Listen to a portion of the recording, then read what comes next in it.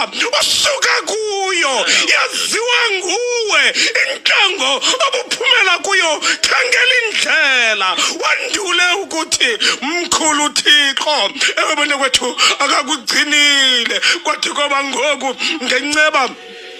nothando lwakhe unjalo uThixo kakade wena kwethu sanduluka ngendlela wena kwethu yama amori edlula entabeni lendlela sayihamba yonke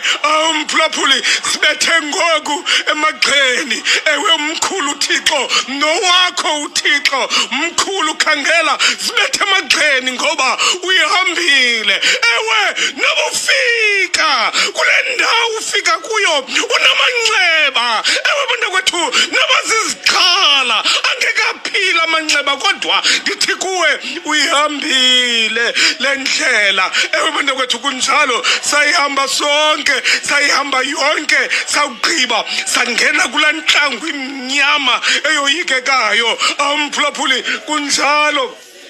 lentlango iphelisa ithemba idala ukokuba kunciphe ukholo yenze ukokuba umthandabuze uThixo kuphela amandla omthandazo ilantlango emnyama eyoyikekayo kubani ke ongadlulanga kuyo umphulaphuli sidlulile kulantlango enenyembezi ezinye zezegazi sidlulile kulantlango eqaqambisa inhliziyo kuphelelisa nobuthongo esenzulini zobusuku kodwa sidlulile kulontlango yokuphelelwa ngumsebenzi sidlulile kulontlango mphulaphuli welizwe FM yokuziva udelelekile